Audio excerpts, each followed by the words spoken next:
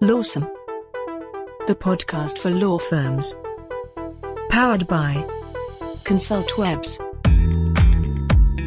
Welcome back to Lawsome. We're here to inform, educate, and entertain the legal community on the latest in legal marketing and law firm development. I'm Jake Sanders. He's Paul Julius. And together, we're more than the sum of our parts. We're not just elbows and jokes. This is true. You know, you look at us and you just say, well, I just see 4 elbows and a couple of decent jokes. Well, we're more than that. Are you all right, man? Is there something, somebody say something to you or something? We gotta... Do we need to go handle something real quick? We just started real aggrieved for no reason. And I don't know who's sending me, any weird emails like, hey, nice job on the elbows. What is it? What's that supposed to mean? They gave us 3 stars, but they made this comment. It was like, it's confusing. Love the show, hate the elbows. Yeah. Yeah, which is odd. I mean, usually it goes the other way. Great elbows. I know. Hate the show, love the elbows. Let's bend in like a piece of macaroni and turn this frown upside down and tell people what's on the show today. Okay, that's the can-do Jake Sanders I know.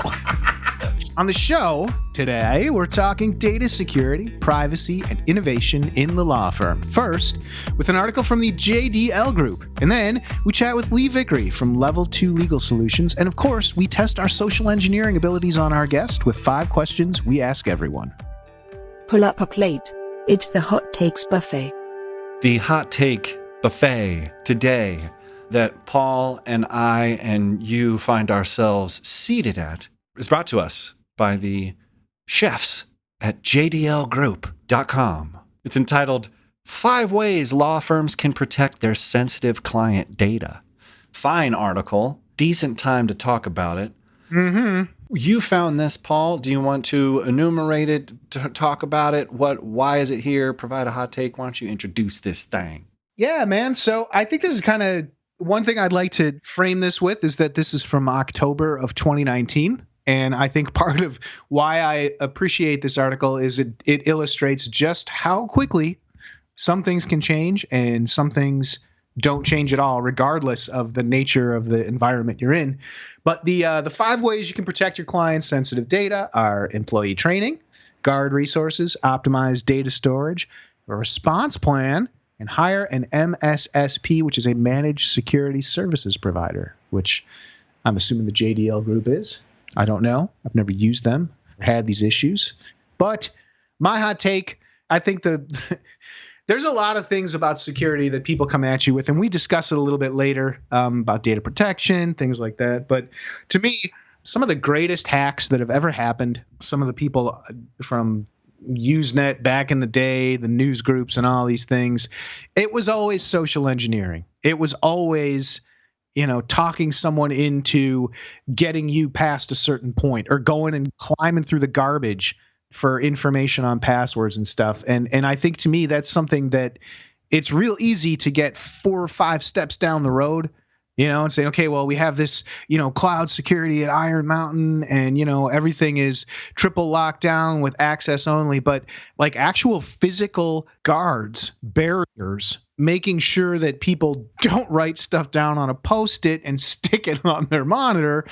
Things like that is never going to change. It's a good habit. It's like a pet peeve of mine.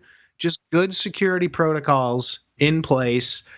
Just, a simple physical audit of the area around you and how you let people in and out of various places that are supposed to be secure. That's my hot take, Jake. What'd you get out of this? Oh, it's interesting. I was looking up how often is this happening, cybersecurity risks at law firms. Of course, it's sensitive data.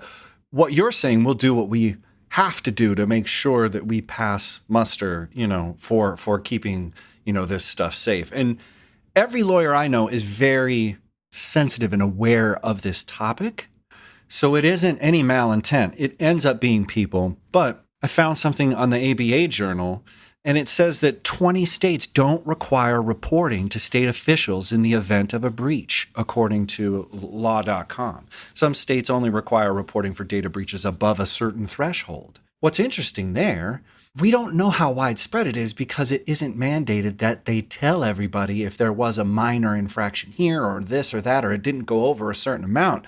But the headline for this ABA journal is more than 100 law firms have reported data breaches, and 2 big law firms were affected. I think it's interesting that you just don't know how widespread the problem is because they're not reporting the right numbers. So you don't see it as the threat that it really is, or widespread, or you're not sure how it's spread. It's interesting that there's a lot of correlations to what we're experiencing culturally with, the COVID stuff. People are looking at data differently and taking things away. And I think what ends up being the problem isn't better data, better reporting, or whatever. It ends up being personal responsibility. And what's so cool about Lee is that she ties in what you're saying. It ends up being to what we were talking with Gil, where all of the people we've had on data security, it's end up being the people, training, people first. Mm-hmm. And Lee Vickery is people first with her eDiscovery work and helping innovations and strategies at law firms. It's a people problem. All of these things are data and security and protocols and numbers and badges and all of these things. But it ends up being people that make it work, that make it stick, that believe in it, and come to a consensus about the data and take it seriously. So I think that my takeaway is what Lee's takeaway is get your people together first. Find something that you align with purpose-wise, and you'll be better aligned to guard the resources and fall in line with, employee training and how you store your data and how you adhere to a plan. But it's all there, and it's waiting for you. You just have to take the key, put it in the lock, and turn and open the door, because on the other side is Lee Vickery, Paul Julius, Jake Sanders. It's ConsultWeb's legal marketing fantastic podcast, Lawsome, and it's all happening right now. Let's go. Lawsome continues. But first, a word from our sponsor.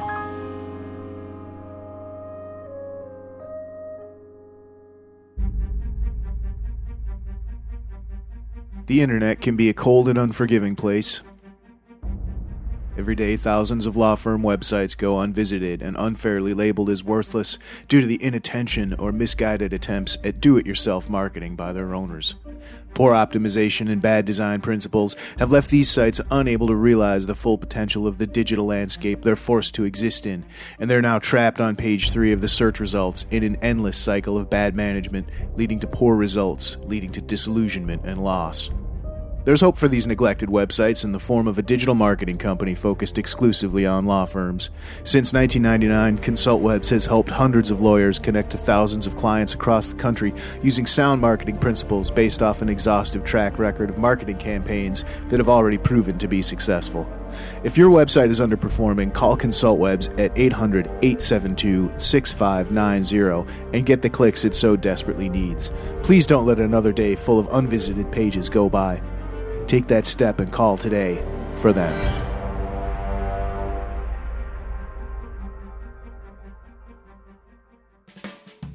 And now, a Lawsome interview. Lee Vickery is Chief Strategy and Innovation Officer at Level 2 Legal Solutions, a national eDiscovery platform and legal outsourcing company based out of Texas. A graduate of Baylor University in English and Psychology, Lee continued her English studies in graduate school at Rice University.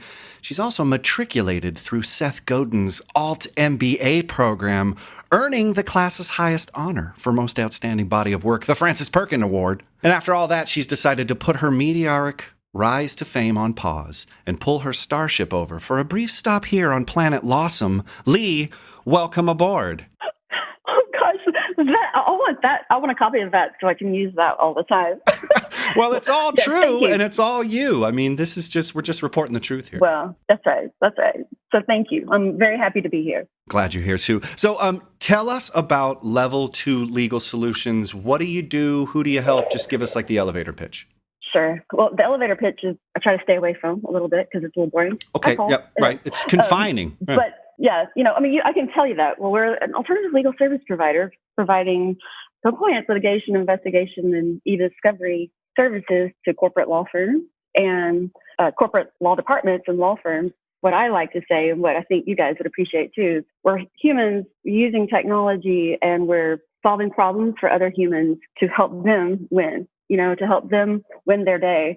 And it all ends up being highly relational if you're doing it well, in my opinion.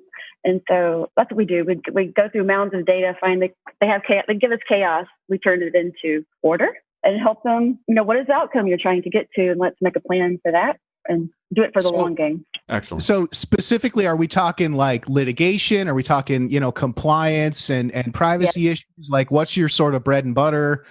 Sure. What do you run across every day kind of thing? Absolutely. So you just hit on them: litigation and compliance, and tons of investigations, audits, second requests, privacy. We're evolving as our clients evolve and their needs change. Most of our clients are long-term. We're not one-night stand type people. We're more, classy. long game. And so it's romantic. I get it. It's okay. I was raised correctly. Yes. Right. And so using all different kinds of technology, we have some of our own, and we use our clients. We try to we're neutral in that way, and we're very versatile. We're not selling you a product. We really just want to find the best outcome the most simply, which is, people appreciate that's a big differentiator than, oh no, my product will do this. Oh, we can do this. We work hard to solve their problems in eDiscovery and, the whole EDRM, as well as we'll get into, I'm sure, further.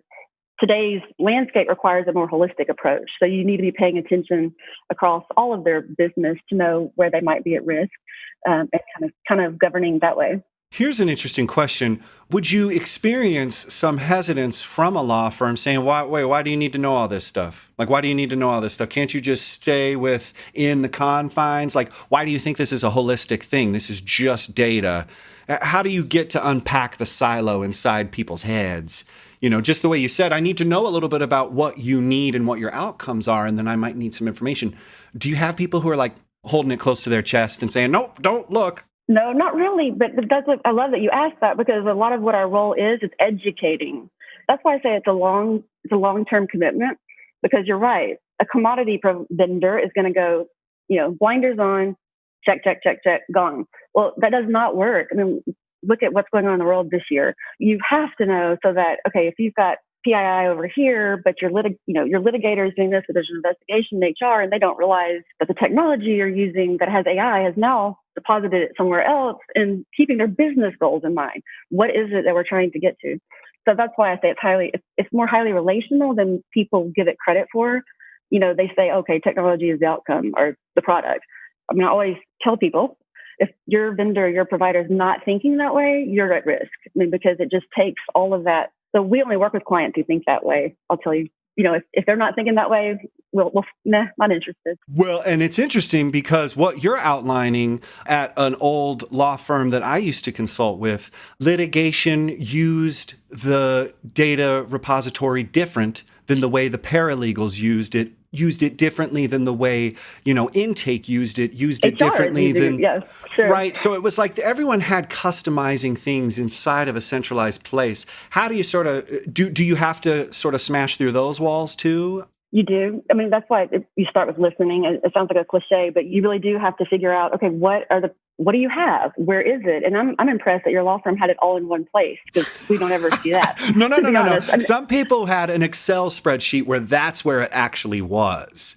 And so you're saying, well, did you look at the Excel spreadsheet as well? So yeah, like, oh, yeah, that's right. Oh, or when you're doing these conversations and asking, when we do privacy work and interviewing custodians and trying to figure out, and like, so well, I didn't think you need to know that. I mean, that just has some other, that's just a copy of, I'm like, no. So you have to build their trust and build the relationship. But, I can only speak from my experience, but right now people are so uncertain and at risk, and there's so much fear. There's an openness that I haven't seen before to help, which is a good byproduct maybe of what's going on in the world that's not so good. But there's a spirit of collaboration. We need each other. Let us take that off your plate, go back to your strategies, and we've got you back. Interesting. So the next question here is about ethics and personal ethics and business ethics. Not always the same thing, not always aligned. Hopefully they should be positive, but all too often we see in the news that this just isn't the case.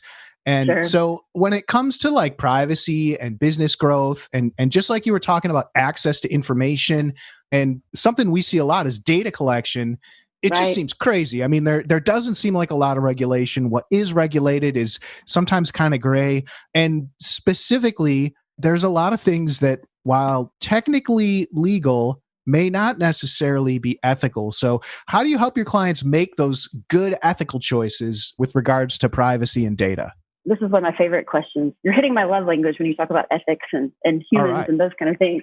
All But right. just as a kind of foundation for your audience, when I define data privacy as what you just said, responsibly collecting, using, storing data, in line with the expectations of your customer, the regulations and the laws. That's privacy. Ethics is where data ethics is where we're headed, and that's doing the right thing with the data, considering, the human impact from all sides. So you're making decisions now based on how is this affecting society? How is this following our brand values even, which I know as marketers, you can appreciate that. That's a hard sell sometimes, but that's why we go way out of our way to find clients that align with how we think or help them see potential to get there, because that is totally what this is about now. Privacy is not enough. Just this year shows you that the societal impact, the human impact of what has happened with COVID and everything else. It's just a whole new ballgame. And so you want to have people that are focused on that, and you have to understand, and like I said earlier, have that trust so that you can help them make those ethical decisions. And after that, I will say it's cut and dry. If we're working with someone who doesn't want that, we're not going to be there long. I mean, because the human impact, that's kind of our heart. As much as we're about technology, we're also thinking about, okay, this is all about humans, really. And so if people are not going for that humanistic, people first, then tech, they're not inhuman.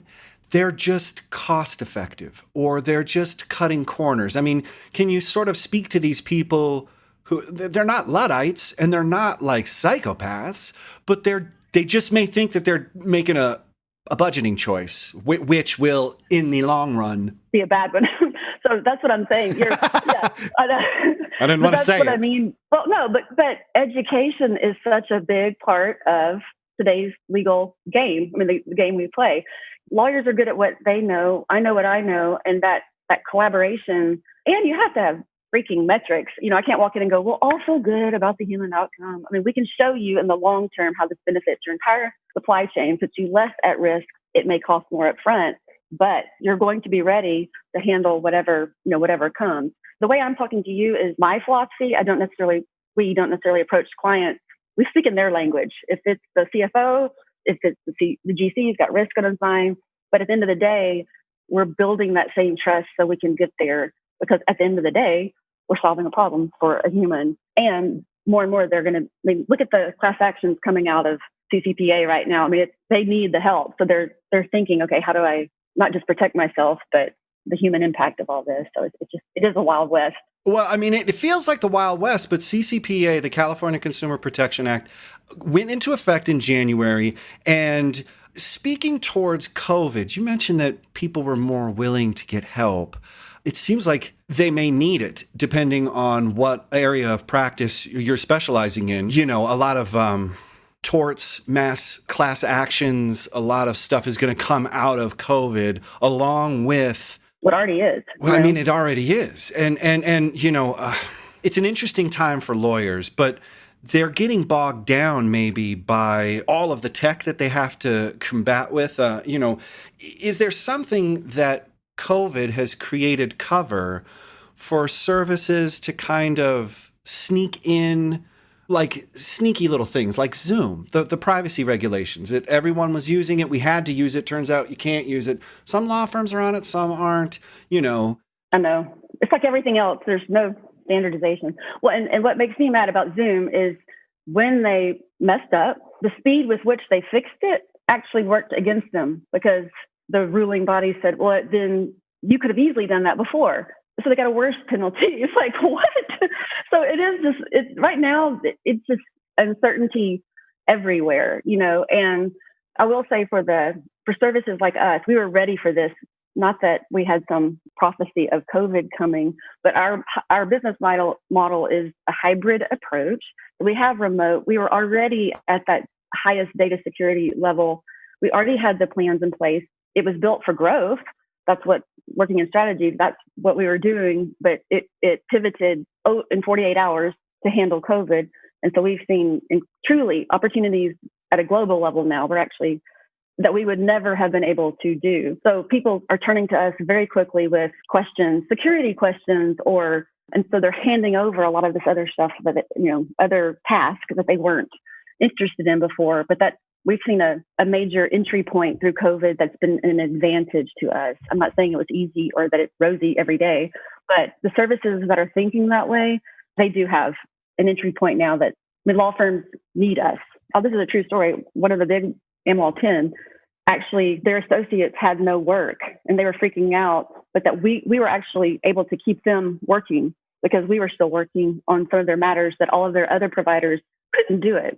So it was a very funny switch of we were not saving their jobs, but so that worked well. So they like us a lot. Wow. There you go. So, What a cool symbiotic relationship though that you wouldn't that wouldn't come you wouldn't to think. Yeah, you wouldn't see it. That's right. So we really do try hard with our values and our behaviors to focus on those kinds of, we're here to help kind of attitude. So keeping that in mind, then talking about the Zoom violations, and I mean, it's, I think it really highlights the need for businesses to have that kind of privacy, compliance, some kind of guidelines there. And it's kind of weird because they've never been remote. They probably never used Zoom. They don't know that some of these issues even exist or that they should care about them. What do you recommend for our listeners? I mean, particularly now that a lot of them are remote and are using things like Zoom or Microsoft Teams or something like that. Internal, external communications are now off in the cloud, which, the cloud is a server rack in, some guy's closet in Europe. What do you recommend for them with regards to like safeguards and protection and compliance? I would say for those that it's not their specialty, just don't even try. Take that risk off your plate and give it to us. There you go. I mean, that's a waste of time, money. You're going to mess up. Those are the kind of tasks that, first of all, you have to be willing to understand you need help. So some egos just don't. And you're going to see that fall out for sure.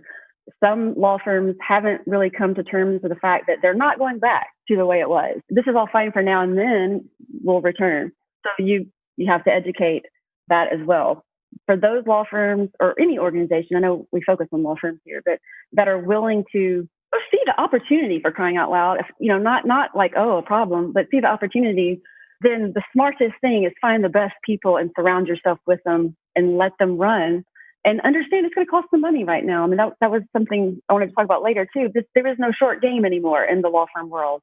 And that has to change in their mindset for them to stay relevant. And also, I think you're kind of making an underlying point here is that this is beyond just putting an extra sentence in the footer on your website or or sending out an email like, hey, everybody make sure you BCC. There's way more to it than just one simple step. No, no. And to be clear, we have the best of the best helping us. I drive the change, but we're hiring and they were ready. I mean, so level 2 has a quite collaborative culture.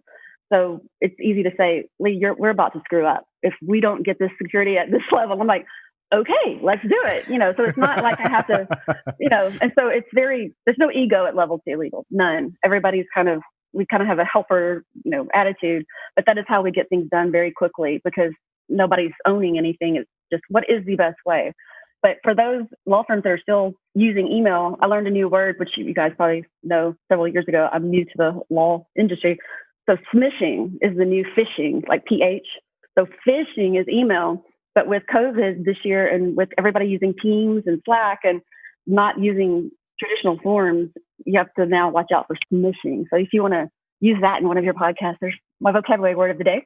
I'm smishing up against the wall of reality. I mean, it feels there's brand new threats everywhere. Before we get on to more data privacy stuff, I wanted to talk to you about strategy and innovation really fast, because you mentioned something. You're head of strategy, you're head of innovation.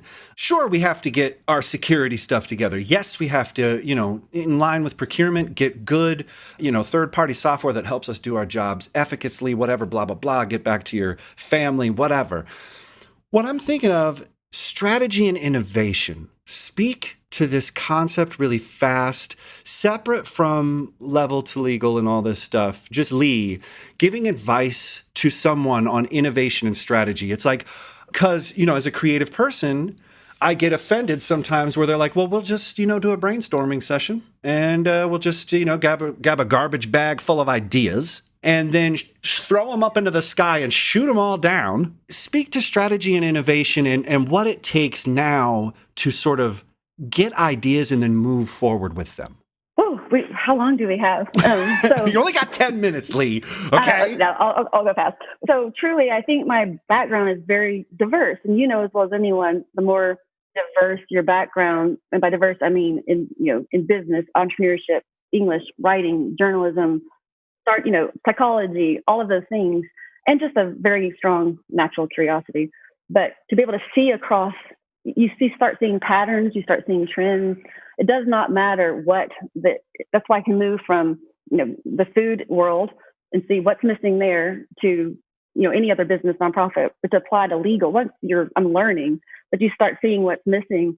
And so strategy has to go across the whole, it's business strategy, it's human, strategy, and it has to take into account not just your business goals, but to be able to see around corners and say, what about this? What about this? And so that kind of person, and Jacob, I've said this in other podcasts and I've said it in business meetings, if I could give one piece of advice, hire a creative person to be around the table, because they're going to see things no one else sees. You know that. And see and be willing. Creative people take risks all the time and fail all the time. Okay. And so I'm not scared of that. It's like, whatever. And wait, to be clear, I have a very, very supportive CEO. So you're going to have that that. Sounds like it, though. It sounds like it. There's confidence in your voice that doesn't happen with a lot of people who are in creative roles, because they're never sure if they've gone too far in front of their skis or something, Sure. I would say if you want to be in strategy and innovation, whatever it is, legal or not, don't go where there's our sandbox. We check. We have, innovation. Check. We have diversity. Make sure whoever is making all the big decisions has your back and has money to throw away when you mess up, because it takes that pivot. And so you have to work inside that whole culture over time. So that's how I see it now. And it's exciting because there's so much potential in the legal world. Not legal innovation as we know it, but if you just remember, it can be incremental. You don't have to solve the entire world. I spend a lot of time studying outside of legal because I firmly believe the big transformation of the industry will come outside. It will come from business or, some very smart, data scientist is writing some algorithm in his dorm room or at home right now that's solving something that no one's thinking to apply to legal, because in legal, we make our own. And so I'm always trying to look that way, because I really do believe that's where the real innovation is going to come from. This is true. And I think you're right. And something that Jake and I learned early on was that a lot of the problems that we were addressing here and hearing, so many guests talking to law firms, both on the podcast and because of our jobs, we realized that in their heads, they're like, oh man, it's really hard running a law firm. And it's like, no, that's not a law firm problem. That's a business problem. And what you're talking about, having experience across different industries and stuff like that, is something I think a lot of law firms miss. And it might just be because law traditionally is so siloed. But like you say, the solutions are out there, but it's a matter of, kind of pulling your head up out of the sand and looking around instead of being we have all these regulations. The Bar Association won't let us do that. And I don't think so. I don't think so. Get forgiveness. Don't get permission. Just get forgiveness. Keep going. So, okay. Well, speaking of breaking the law, possibly, and forgiveness, back to data privacy and legislation. So, Second to the last question, gaze into the crystal ball for a moment and tell us what you see happening in data privacy legislation, what to expect in the months and years to come, and what it means to law firms that are handling personal data and, subject to potential who knows. Right now, I think the true answer is who knows. You know what I mean? The uncertainty is, if somebody tells you they have all the answers, or don't listen to that person. Yeah, no, for sure. But I do see that. I mean, one thing that's happened this year, and I'd love your opinion on it, but COVID is completely, the former geographical boundaries that we made rules by don't really exist anymore. I mean, the burden of borders, I know they're still there, but if you just think for a minute how we work now, we're remote all over, we're pulling talent from all over. It is going to be impossible to have state. I mean, who cares what state you're in? You see what I'm saying? So a federal law has got to come, and I think it will. And I personally think the tech companies are going to be the only ones that can drive that through. I think if lawyers or the ABA, it won't get done, or it will protect the guild. No offense, And so I think tech companies and people that understand a whole picture of a global society, or what is the outcome? We're trying to protect people, right? We're trying to make sure people are safe, companies are safe. We're not trying to give another playground for plaintiffs lawyers to have these class actions over. They're using it as a way to get into anything, and right now, so that's going to force somebody to make some more or less ambiguous. We got to define these things instead of saying, well, I don't really know it's personal information. I'm not sure if that. And so I guess one good thing out of that is the class actions and the plaintiffs lawyers, these things are going to force some of those decisions. But my crystal ball says we're heading toward much more than data privacy, but the chief privacy officers are all into ethics, are going to be, really important in this, because society and health, just the implications. And we have to think globally. If a virus can get from China to Texas in a month, why? So here I'm going to worry about Montana today. It just doesn't make sense anymore. So I would hope, that's maybe trying to see a cup half full, but I hope that we see some of this openness right now, where we're all hurting and we're all, fast trying to figure out things, that it would lead to a more collaborative decision. And I think if we can stay beat down, then we'll get there. If we all of a sudden, become this wealthy society again with no illness and nothing hurts us, we'll have a harder time. But I think this one actually has gotten us pretty hard. And so I feel a spirit of openness that I haven't seen before in law. What do you think? I think it's amazing. I think people are sharing a bit more. What are you using? What's working for you? Whereas a lot of people were defending trade secrets before. I think a lot of people are definitely sharing, in the small legal communities that I'm following on social media, there's definitely a bit of that camaraderie. It's interesting. I didn't think about it. Why? I just thought these people are being nice, but maybe there might be a little bit more of a spirit. The forest fires that, like that have to happen to build, to grow trees. It's a weird sort of destructive, creativity you have to here. Prune. Yeah. No, yes, right. I think I just hope I'm not on the leaf that gets pruned. You're like, oh, we needed that one. No, I can tell. I also think consumers are starting to wake up a little bit to something that, we as marketers see all the time, particularly like what's going on with like the Facebook boycotts. And now, you see those corporate ethics stepping in there as well. But I think more and more people are starting to realize at least a little bit like, hey, a free cheeseburger to download this fast food app is not a good exchange for all the personal data on my phone. You know what I'm saying? And I think people are starting to wake up to that a little bit more. And I don't know that would have happened if people weren't locked down. Great point. It's interesting at that same time to see how many lawyers are clamoring to get on TikTok, which is at once being banned by the government. Yeah. And then at the other time, and it's a copyright nightmare. You'd be like, I'm pretty sure Britney Spears didn't give you the right to use just 30 seconds of this dance so you could push your cat through a cardboard box. I don't know what you're doing. But at least they have creativity. As a marketer, as a creative person, it gets me scared because I'm like, that's not it. You might want to make your own. I like cover bands are great, but who covers the cover band? You know what I mean? Like you need to be the person that's making the covers. I just was thinking about TikTok. Like what? Why? I know, because grasping, trying to stay relevant. It's like me trying to speak I have sons that are 23 and 21, and every time I try to say, well, that's lit or whale, they're like, stop it, Mom, stop. So if I were to try to get on TikTok, it would be the same thing. So lawyers against TikTok. That's our new, organization. I'll join. I'll gladly join. We should do a TikTok page for it. So you were saying you have a personal theory about the personal privacy. We were headed there. Yes. Oh, that's right. And it really is just a theory, not a conspiracy theory, a theory.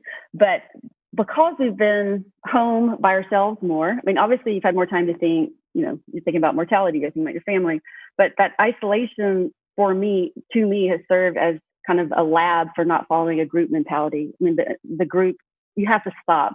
So whereas you're busy all the time, okay, I'll just keep voting for this person because you're not thinking, you're realizing that's probably not a good idea. You're able to process in a way outside of a herd mentality or a group mentality, or you're identifying more as an individual than with, I'm a Republican or I'm a lawyer. So I think you're starting to see people, like you said, think for themselves just a little bit because they've had time and space and, kind of thinking about things. So I don't think that we just rock on and I'm in the McDonald's line or wherever and sure, here. And now I don't even eat out really anymore. We've gotten cooking all the time. Oh man. Well, that's another thing. I mean, all the weird things that have changed. And I love that going back to being the best and having no problems would be the biggest problem. Yeah, I feel that way. I hate to sound like that, but you know how it is. When you're up, and you don't really. When the chips are up.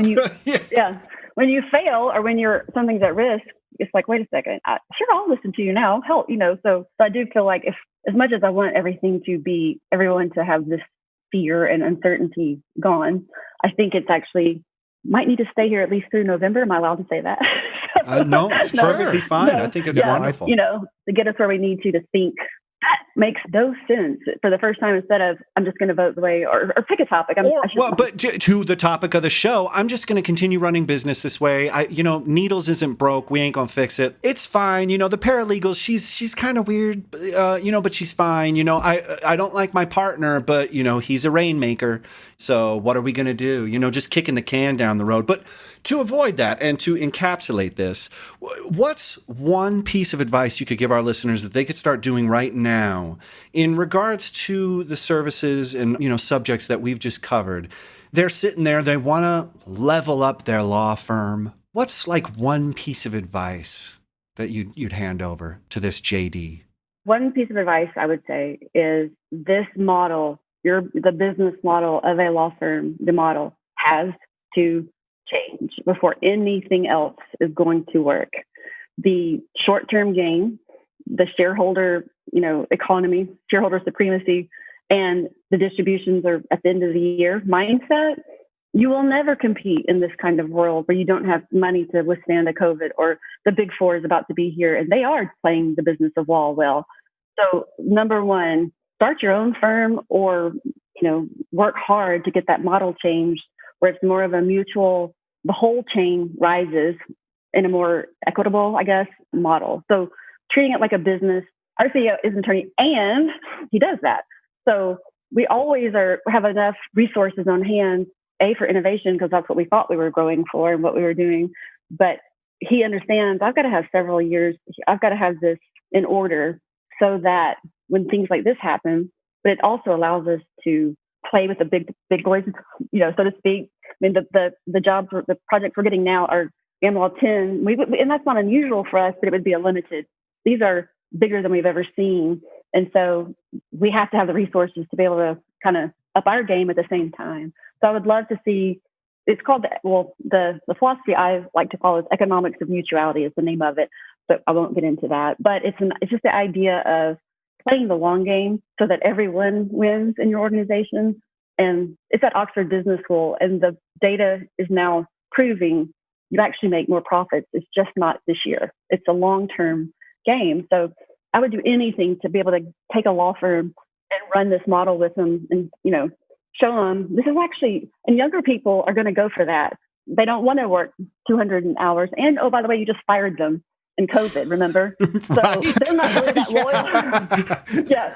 They're not that loyal to 2 and 3 year associates. They're like, So I'm like, come on, guys, let's make our own. Let's do this, and we don't need that anymore. So either they're going to be irrelevant or they're going to have to change the model, period. And I'm usually not that black and white, but I don't see it. Yeah. And we're dancing now. No, there's no reason to get into the gray here, Lee. This is fascinating. People want to find more about you, Lee Vickery, online, and how can they find you? Yeah, well, level2legal.com, obviously. I'm on there. I mean, you can email me. I'm on Twitter with my first two names, Lee Oliver, and LinkedIn. They can call me. My cell phone's everywhere if you just Google me. I said it on another podcast. I'm not going to do that again. So. Yeah, you have no privacy, Lee. You're just like, call me, we'll do whatever. Here's my email. Yeah, that's how, that's how you get, a funny story for another day, but that's how you get good business sometimes. Just like call out of the blue, Yeah. Got to be out there. Excellent. That's right. Be out there. All right, let's go for the hard stuff, Paul. 5 questions we ask everyone. What was the last book you read? It was Benjamin Dreyer's, a book on grammar. Oh, it's excellent. It's very funny, too. I mean, think of the name. I'm Googling the name of it. And I was just actually rereading it this morning. He's the head of Penguin Random House. Oh, cool. Okay. He has a book called Dreyer's English, An Utterly Correct Guide to Clarity and Style. And it's so well written. It's so entertaining. And he's a very clear, good writer. So Nice. I just enjoy that sometimes. Right on. Oh, yeah. Have you checked out Pinker's Elements of Style? Steven Pinker's. That's on the same kind of vibe. It's hilarious, but it totally unpacks grammar in a way that makes it easy. But it's really smart. A lot of amazing references, and oh my God, you'd love that. And that's to me, that's part of my strategy internally is helping attorneys write in a way that someone would like to read. But oddly enough, on our show, legal writing is the number one topic. People just love. Oh yeah, these guys are word nerds, which is like absolutely. I love that. Absolutely, okay, cool. But read it in a way that anyone could understand. You don't have to use all these Yahoo words, So that's what I'm trying to find ways to tap into lawyers' minds in a way that they would understand. You don't have to say hereunto, therefore 100,000 times. So. I know. Furthermore, okay. Heretofore. Number 2, what is your favorite place? Wow. Well, I just was home for several days with my parents who are in their 80s in the home, we built and grew up. I have 4 children. This is the first time I've ever been in my home alone with my parents. And I decided I wish I were an only child. It was the most wonderful thing. My home, I mean, I'm from Mississippi and my parents built it from all recycled materials. It's a very warm, big front porch, very inviting, open, old wood and brick, cooking, all of those things were a part of my upbringing. And so when I go home, I can feel my whole shoulders, just, everything. And I feel safe and they're funny and sweet. I was very fortunate to get the parents I got. So I would have to say 125 Wild Plum Road, Columbus, Mississippi is my favorite place. Very specific. Yeah. We're not giving out cell phone numbers, but here's my parents' address. Longitude and latitude. Yeah. It's all right. We'll take that out. Funny? No. But they would say, "Oh, you're a friend of Lee's. Come on in." That's what that sounds amazing. Yeah. Honestly, that's like the best. That's the best answer we've ever had to that question because I can totally picture it. Like I'm going. Me and Jake are going to show up there. See you later, Lee. Love it. Oh my God. Oh my God. Yeah. Okay. Yeah. They love it. Number 3, what sites, blogs, newsletters, or podcasts do you regularly check in with? Oh my goodness. The browser is one website I read a lot. Okay. SSRN is another, and I don't know what it stands for, but it's like academic papers that are new that are coming out, but you can learn so many amazing things on any topic. Yes. So I learned that from Malcolm Gladwell. I didn't just find that on my own. Like I was, smart. You're fancy. You're still fancy, Lee. It counts. It counts. Okay. So the sign of a good innovation person is they admit they don't know and they go to tell me what I need to learn. Tell me where I need to go. So David Brooks, who writes for the New York Times, he gave all of his sources one time of where he goes to get good ideas. And the browser is one of those. It was Hedgehog Review, but I don't really pay attention to that one.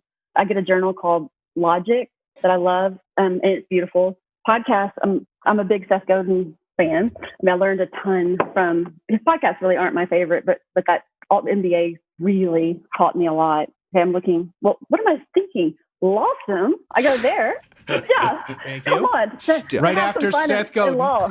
Yeah. Second to Seth. So- It's okay. Yep. The Knowledge Project. The Knowledge Project, I love. Hidden Brain. And then this one is rated R, but it's a musician I love named Bob Snyder from Austin. He has one called I'm Okay, You're Okay, I'm Not Okay, You're Not Okay.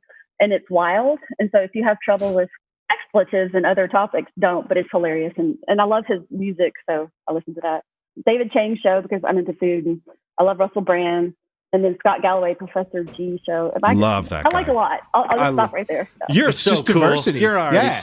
You're in our good All right. graces. We're gonna get a lot of information right here with this question. If you were stranded on a desert island and could only pick one condiment to take with you, what would it be? Well, besides salt, but I guess I can't be that basic. That's the there's no- smart there's no answer. rules here. That's a smart person answer. I mean, sriracha. No, a friend is showing me ranch dressing, of which I'm allergic to. So no, that's a joke. I will not be What? taking ranch dressing. Nobody You wouldn't wants ranch survive in the dressing in a Midwest. desert. Yeah, if you, no. if Yeah, you no, would no, no. survive. I would probably. Can I take like my homemade salad dressing? What about is queso a condiment? Does that count for a condiment? Oh, That would be yeah. good. Yeah. Queso. People have answered scotch. I mean, there's no rules Oh, here. It's okay, well, Queso's then perfect. bourbon. If a now that I knew bourbon is a condiment, I can drink all day long if I want. Sure. Why not? No, Why yeah, not? no. I'm kidding, Mom and Dad. Just kidding.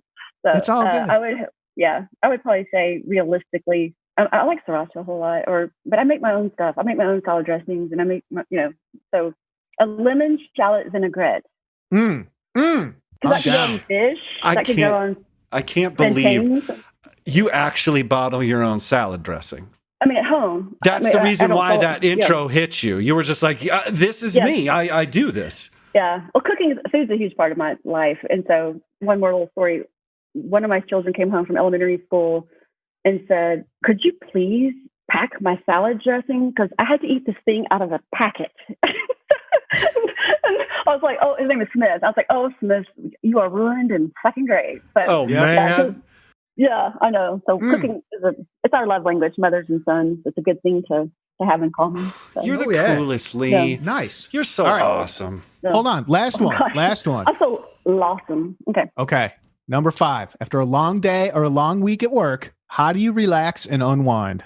Bourbon, and I live on a lake, and I stare and look at the sky and be real quiet. I'm very at home. My energy is gone from speaking and talking and working. So, Oh, yeah. Basil I hear you. Hayden, and I have I'll send you pictures. I live on a beautiful lake, and the sky is huge and it's quiet. But that's a good Friday night for me, or cooking, or too. But I don't usually like to go out on Friday night.